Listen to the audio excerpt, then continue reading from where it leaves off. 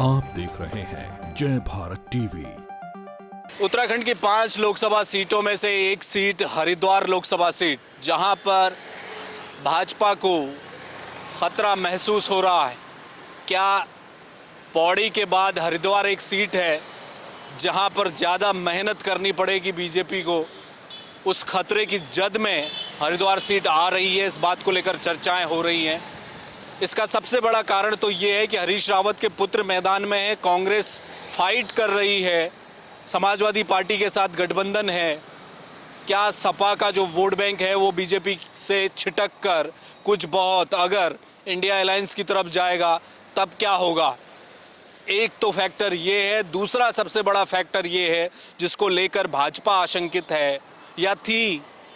Doctor Ramesh Pokhriyal Nishank, जो कि मौजूदा सांसद रहे, उनका टिकट कटा। केंद्रीय मंत्री, पूर्व मुख्यमंत्री, उनका एक वर्चस्व है। जनाधार वाले नेता रमेश पोखरियाल निशंक हैं। वो हैं कहाँ आखिर?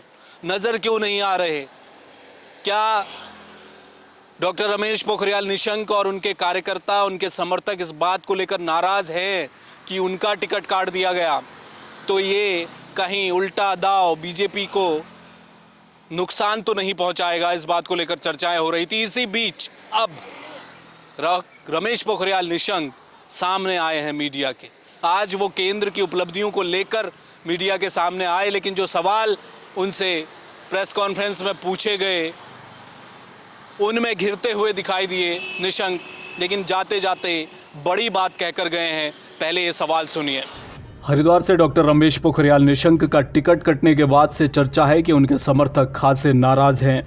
ऐसे में निशंक खेमा क्या हरिद्वार चुनाव में भाजपा के लिए उस ताकत से काम कर पाएगा जैसे अब तक खुद के लिए करता आया है? टिकट कटने के बाद निशंक जरूर पार्टी के कार्यक्रमों में नजर आए, मगर उनके समर्थकों की नाराजगी अभी भी कम नहीं हुई है।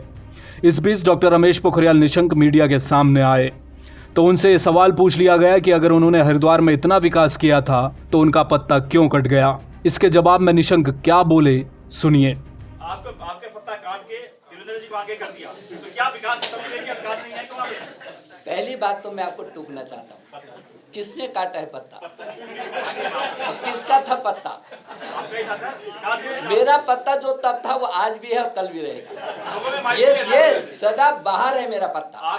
मेरी पार्टी नहीं, मेरे समर्थकों में कोई बिल्कुल नहीं होगी। हम भारी बहुमत से जिताएंगे त्रिवेंद्र रावत को, क्योंकि मैं पार्टी का कार्यकर्ता हूँ। मेरी पार्टी ने मुझको एमएलए बनाया, सांसद बनाया, मंत्री बनाया, मुख्यमंत्री बनाया, केंद्रीय मंत्री बनाया, राष्ट्रीय उपाध्यक्ष बनाया।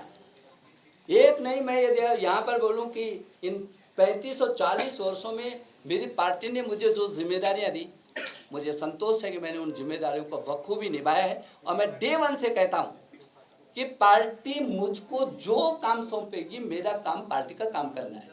वो मुख्यमंत्री बनाए तो, वो बीजेपी कार्यालय में बिठाए तो, क्योंकि मैंने अपना जो समय है पार्टी को दिया। जी हाँ, डॉक्टर रमेश पोखरियाल निशंक ने साफ कर दिया कि उनका पत्ता न कभी कटने वाला है और न कभी कटेगा।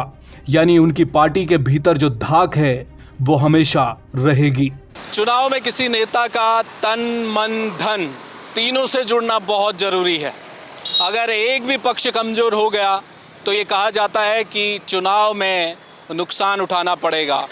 डॉक्टर रमेश पोखरियाल निशंक तन से बीजेपी के साथ बिल्कुल दिखाई दे रहे हैं, बातें भी वही लग रही हैं, लेकिन क्या मन से शामिल हो पाएंगे, ये देखना बहुत दिलचस्प होगा। उन्होंने साफ शब्दों में ये कह दिया कि मेरा पत्ता कट नहीं सकता, मेरा वही पत्ता है, ये इशारों में बता भी दिया, लेकिन साथ में ये ज़रूर कहा कि त्रिवेंद्र सिंह रावत को भारी मतों से जिताएंगे। इस वक्तव्य के बाद बीजेपी हरिद्वार में थोड़ा सुकून महसूस ज़रूर करेगी, लेकिन आने वाला वक्त बताएगा डॉक्टर रमेश पोखरियाल निशंक कितनी तत्परता से सक्रिय दिखाई देते हैं। कैमरामैन मयूर उपाध्याय के साथ हेमबट, जय भारत टीवी।